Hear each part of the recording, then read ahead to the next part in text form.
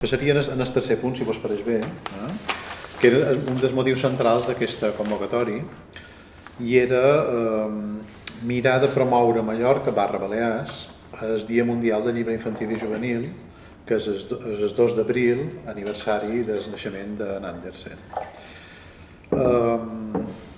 Primera, si vos pareix que té sentit, l'objectiu final és promoure la lectura i la literatura infantil i juvenil.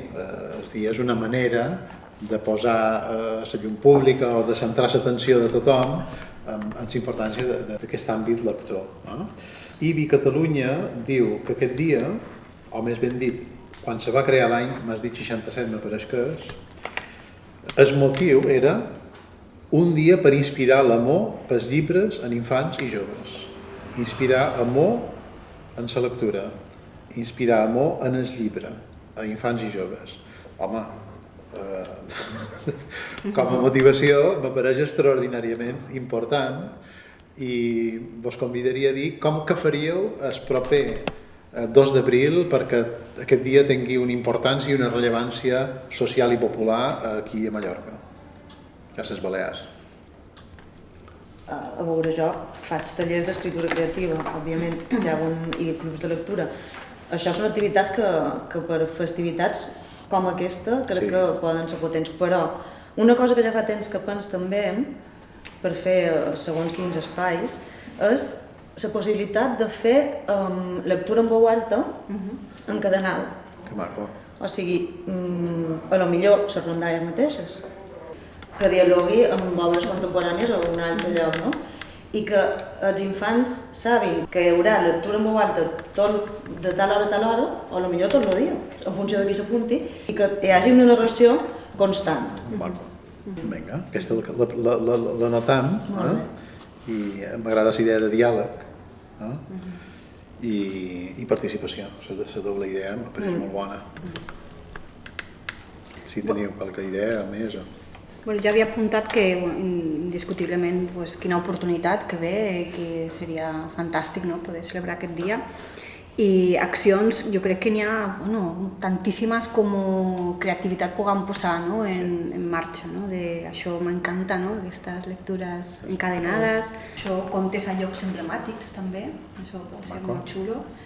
Minifires, sempre ha d'anar acompanyat tot el sector, com el clúster de la literatura, tots junts. Tallers, això m'agrada molt, tallers intergeneracionals en què els grans llegeixen als petits i els petits llegeixen als grans. Que maco. Això és bonic. Adaptacions a neurodivergència, que estigui aquí amb el tema. Clar que sí. Adaptacions teatrals també, i que n'hi hagi espais, si s'ha de fer a lo gros. Però després anava apuntant idees i he pensat, tot això està molt bé, però i moltes vegades se fan taules rodones com aquesta, que són ben interessants, i hi ha un gremi també potent aquí, i estem així, d'aquesta manera, que no és tant què cosa, sinó com les fem. Quan anem només amb la literatura, som un gremi important, però si anem literatura i algun ofici, i si anem literatura, no sé com, si temàtic, però aquest diàleg de coses que estan passant a la vegada en el món i que hem de crear xarxa, no podem estar sols, amb la nostra, hem d'anar junts.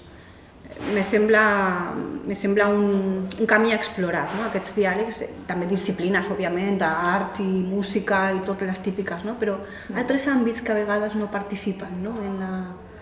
Me semblaria una oportunitat. I després, a banda d'això de crear xarxa, la participació. La participació social com a eina de que cada persona que està participant ho agafi com a propi.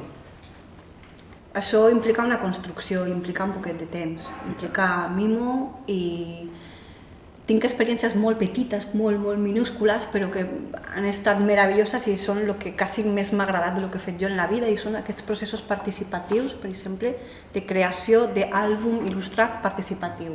Igual en un lloc, amb una problemàtica concreta, hem treballat d'aquesta manera, per crear identitat, o perquè n'hi havia una problemàtica ambiental o perquè havia una necessitat estructural d'infraestructures.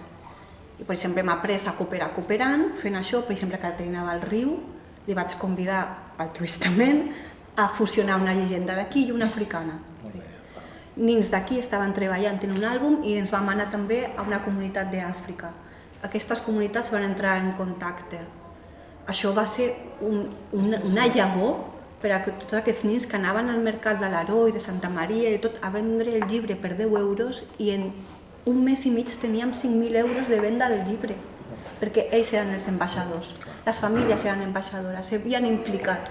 Per tant, aquesta estratègia que l'he viscut quan he somiat i he pogut, a costa de molt esforç també, me demostra que són les vies més dignes de fer-nos això, que som tribu.